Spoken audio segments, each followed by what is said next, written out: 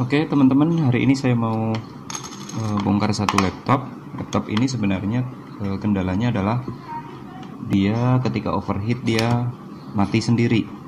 Nah, kalau analisis saya, laptop ini mungkin karena ini laptop lawas, sepertinya yang menyebabkan overheat adalah kipas ini di bagian sini, lubang-lubang ini sepertinya tersumbat oleh kotoran. Maka kita akan bongkar ya.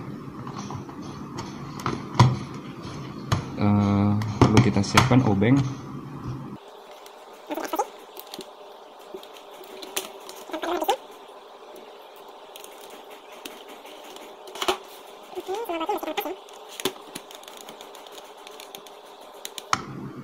Selain itu nanti juga kita harus cek apakah fluknya juga masih pastanya masih berfungsi dengan baik atau tidak, ataukah kering. Nanti kita akan cek.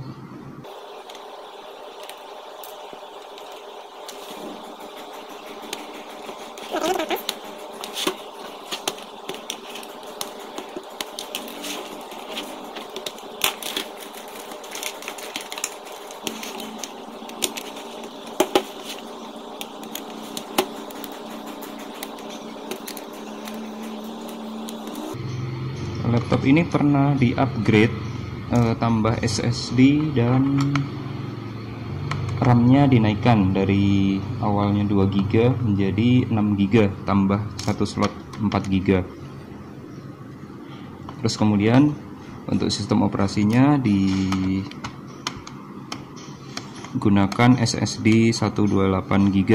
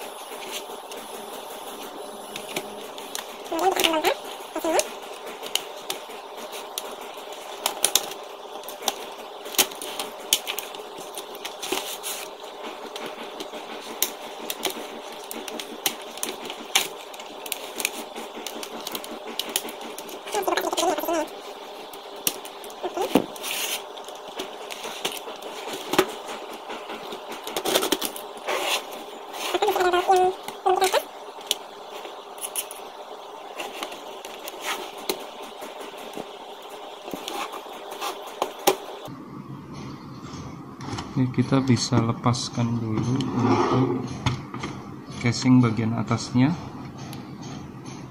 Namun di sini ada soket yang harus kita lepas ya, soket keyboard, kemudian soket dari mousepad. Oke.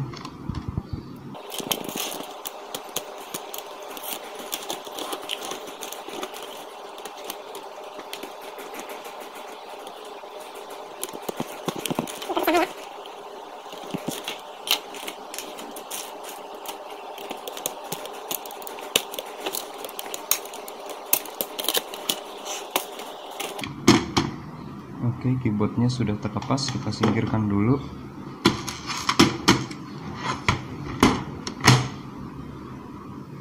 Kemudian kita akan lepaskan bagian ini ya, wireless, karena dia ada kabelnya.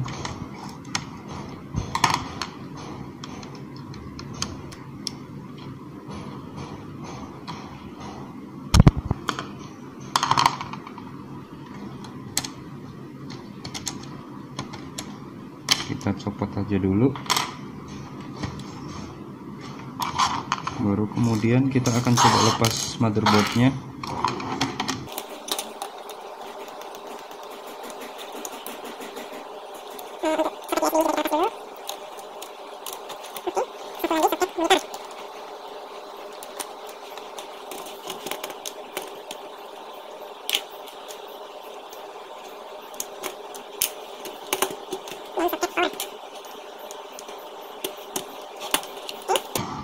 Nah, sekarang kita bisa lihat bagian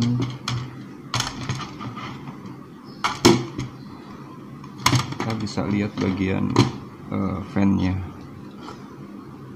Ini kotor sekali ya bagian ini ya, jadi harus kita bersihkan. Sebenarnya masalahnya hanya karena ini kotor aja.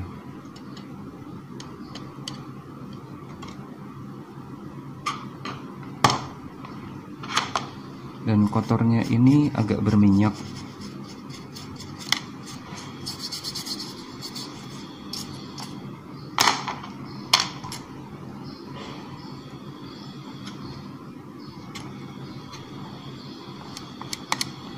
Terus kita juga bisa pastikan kita akan bongkar pada bagian sini ya, prosesornya, apakah pasta masih ada atau sudah kering.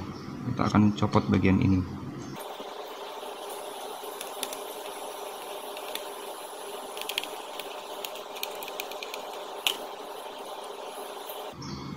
Oke, dan ini kering ya. Ini yang membuat dia panas, overheat, sehingga dia akan mati sendiri ketika kondisinya itu sudah overheat. Saya akan menggunakan pasta seperti ini ya.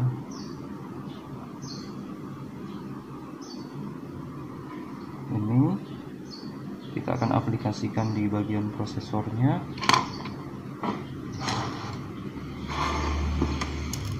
Pasta ini fungsinya adalah sebagai penghantar atau ya penghantar panas, supaya panas itu bisa terdistribusi dengan baik ke bagian pendingin ini yang nanti akan didinginkan kembali oleh kipas, sehingga prosesor ini nantinya tidak akan terlalu panas.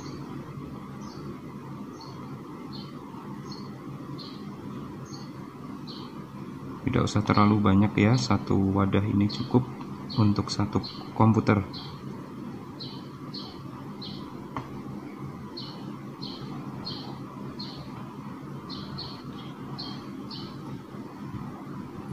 Kita pastikan dia pasta ini merata ke seluruh bagian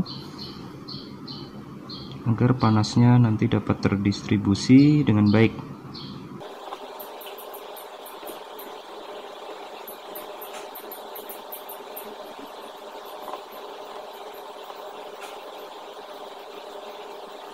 Oke, kalau sudah kita pasangkan kembali, dan oh ya sekali lagi kita pastikan kipas ini bersih ya. Saya akan, nah ini kan kotorannya di dalam banyak, kemudian di lubang-lubang ini harus disemprot supaya kotoran dari dalam itu bisa terdorong keluar. Saya akan lakukan ini di luar, saya akan skip dulu karena ini kotor banget. Ini sudah saya bersihkan, tapi ternyata tidak optimal, tetap harus dibongkar ini bagian ini.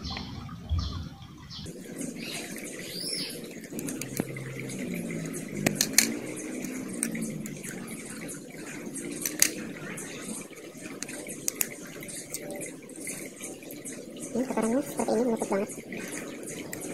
Ini bukan busa ya, ini kotoran ya.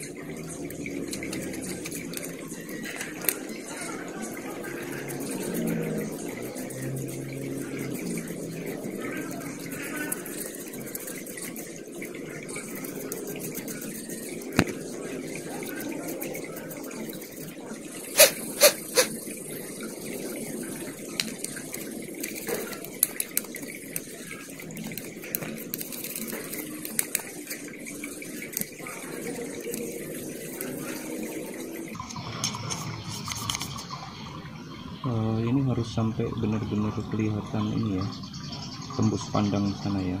Tuh, ini masih ada sedikit kotorannya.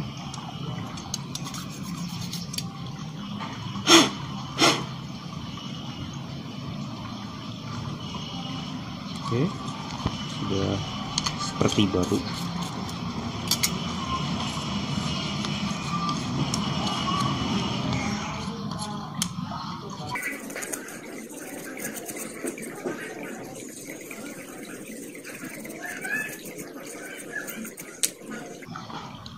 Oke, sudah begini kita pasang kembali ya.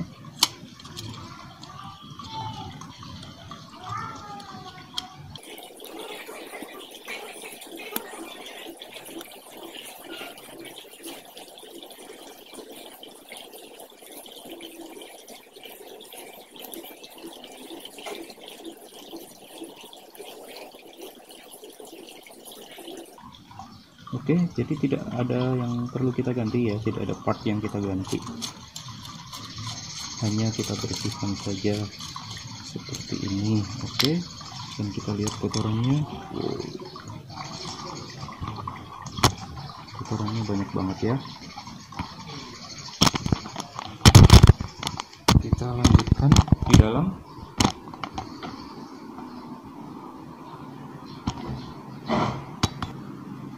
Kita akan pasang kembali semua partnya seperti semula. Ini masih ada sisa sedikit kotoran, kita lap aja pakai tangan, nggak apa-apa.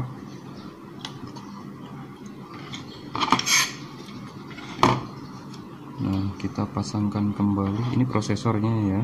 Kita pasangkan kembali. Ini harus benar-benar posisinya horizontal.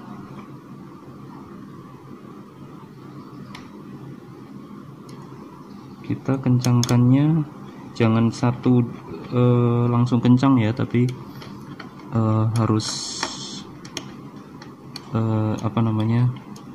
bertahap mengencangkannya supaya fluknya supaya pastanya tidak lari ke samping.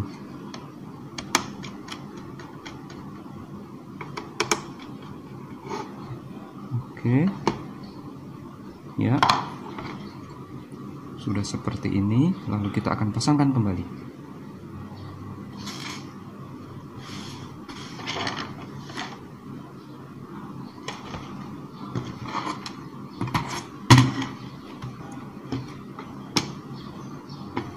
Di sebelah sini juga kita bersihkan ya.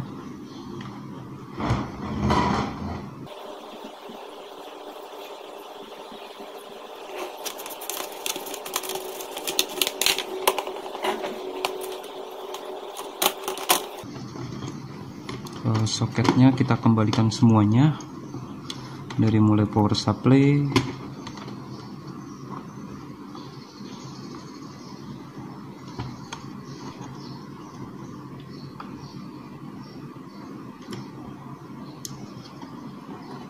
sudah terpasang sempurna. Terus kemudian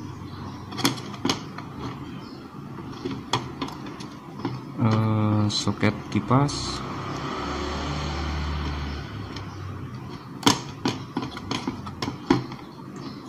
selanjutnya adalah soket monitor,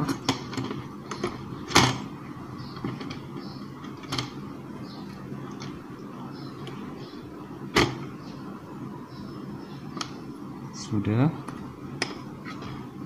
Ini powernya belum pas ya. Oke, seperti ini.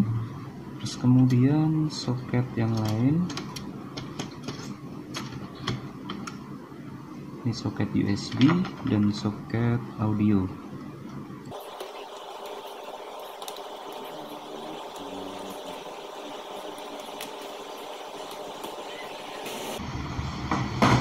Oke, selanjutnya kita pasangkan kembali baut motherboard.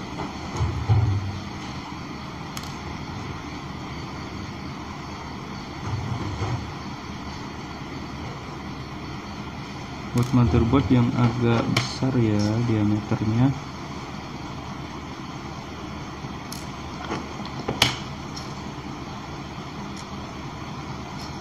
Besar dan ukurannya pendek.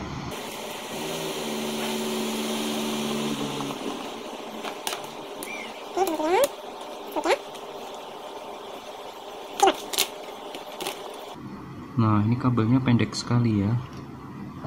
Kalau ada temen yang bisa ngasih tips gimana caranya masang ini supaya lebih enak, mungkin bisa kasih tahu saya di kolom komentar ya. Ini bautnya pendek sekali. maksud saya konektornya ini pendek banget. Saya tidak tahu kenapa soketnya sependek ini, kabelnya, fleksibelnya ini, sehingga menyulitkan saat pemasangan.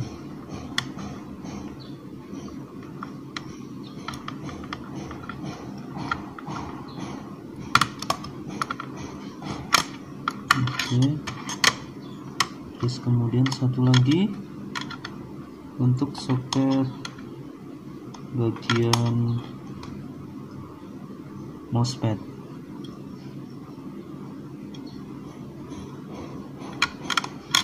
Aduh, ini susah juga sama.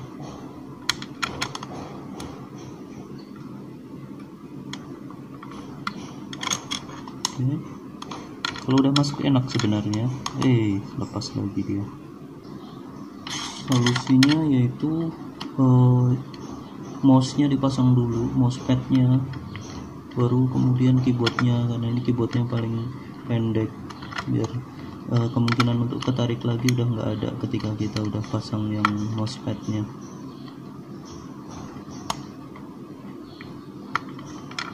Oke.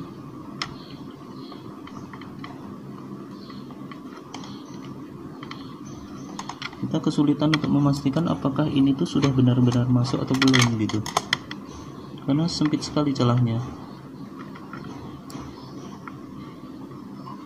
Teman-teman bisa kasih masukan di kolom komentar ya untuk cara memasang soket dari keyboard untuk tipe Acer berapa ini ya, MS 2347.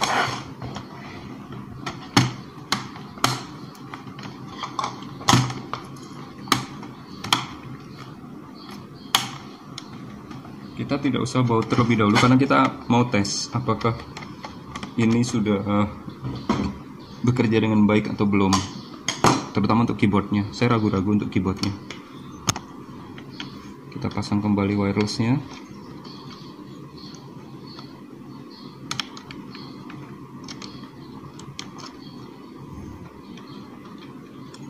Ini kalau ada satu kabel yang tidak terkoneksi, biasanya wirelessnya tidak akan nyambung.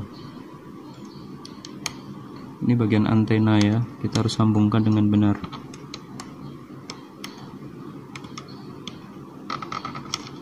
Kalau tidak terkoneksi dengan benar, biasanya yang terjadi sinyal wirelessnya kecil. Harus dekat sekali dengan modem baru bisa nyambung dengan baik.